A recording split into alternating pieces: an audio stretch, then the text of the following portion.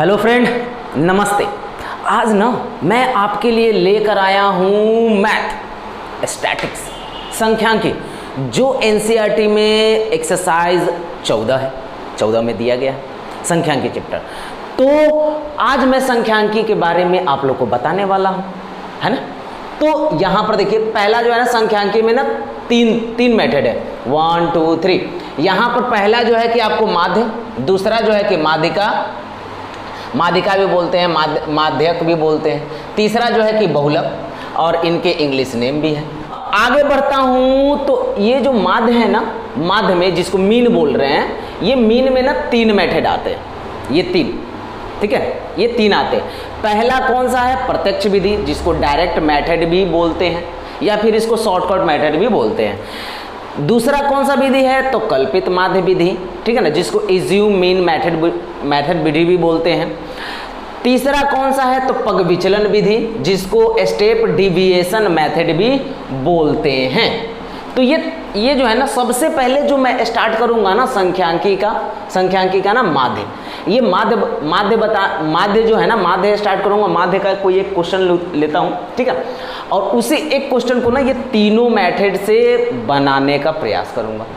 अगर आप तीनों मेथड से बनाइएगा ना, आंसर सेम ही आएगा, अलग नहीं आएगा, ठीक है। फिर उसके बाद जो है कि माध्यिका बोलिए या फिर माध्यक बोलिए, ठीक है। और इसका जो है ना, इसका कोई ऐसा नहीं कि इसके 3-4 मेथड है, इसके सिंपल एक ही है। बहुलक भी है तो इसके भी सिंपल एक ही फार्मूला है, ठीक है ना, और कुछ नहीं। बस एक ही आपसे रिक्वेस्ट है क्या कि किसी फार्मूले को जो है ना आप लोग बढ़िया से याद कर लीजिएगा, ठीक है, वीडियो से भी और साथ में अपने बुक से भी, ताकि एग्ज़ाम में ना आप लोगों को किसी तरह का कोई दिक्कत नहीं होगा। ये आपके लिए है, ठीक है। तो भाई अगर सिंपल देखूं, एक क्वेश्चन बनाऊं, ये माध्य का मतलब ही होता ही है औसत, ठीक है ना, औसत। जैसे कि एक क्वेश्चन लेता हूं, एक क्वेश्चन बनाता हूं, ठीक है, देखिएगा औसत कैसे निकालते हैं। लिख लेता हूं, किसी शिक्षक द्वारा 6 दिनों में हल किए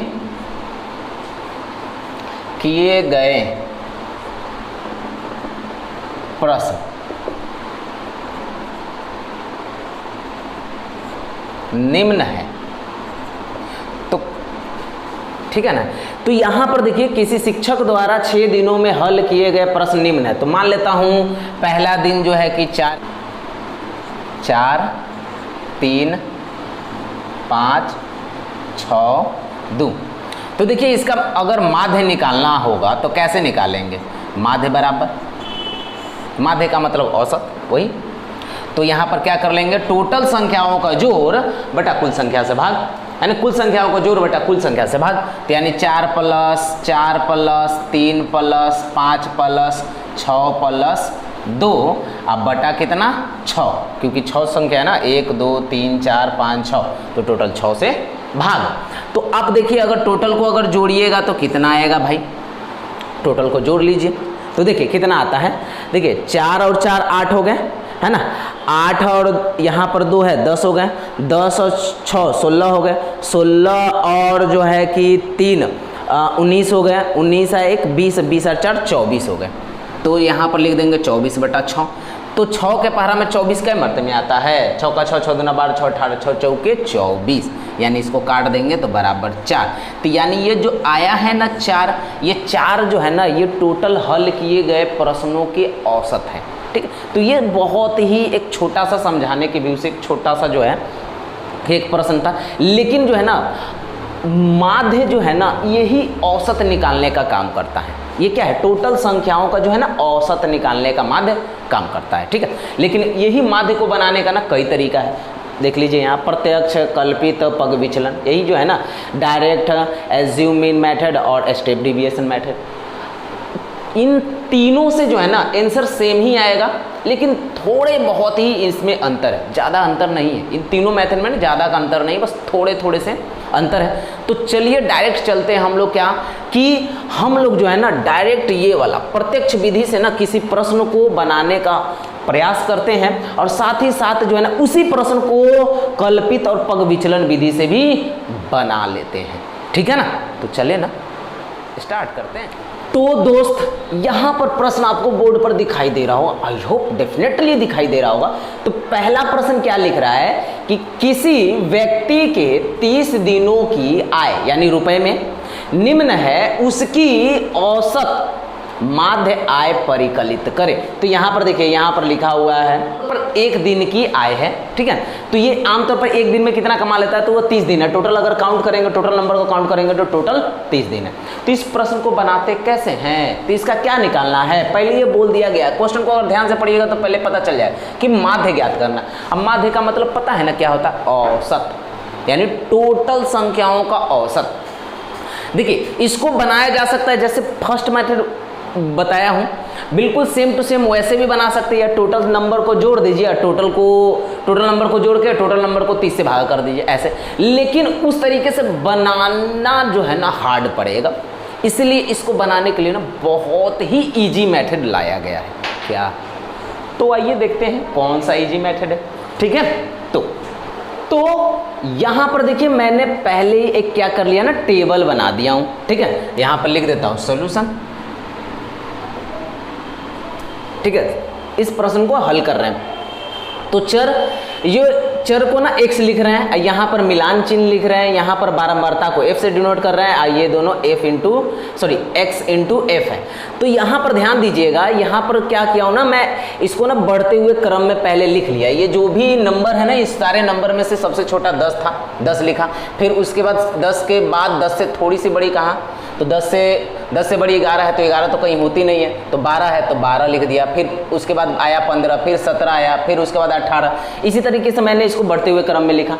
अब मिलान चिन्ह लिखना है, तो मिलान चिन्ह क्या है भाई, तो देखना है 10 कितने बार आए हैं। अगर टोटल में काउंट करेंगे तो एक 10 यहाँ है और एक 10 यहाँ है, तो 2 बार आए ना, तो बारंबारता में यहाँ पर 2 लिख देंगे, अब मिलान चिन्ह में ऐसे 2 लिख देंगे। ठीक है, 12 देखिए, अगर 12 देखेंगे तो 12 एक यहाँ आया है और एक यहाँ आया, और इसके अलावा और कहीं नहीं आया। 2 बार आया है तो 2 लिख देंगे इस जगह पर, और इस जगह पर भी 2 लिख देंगे।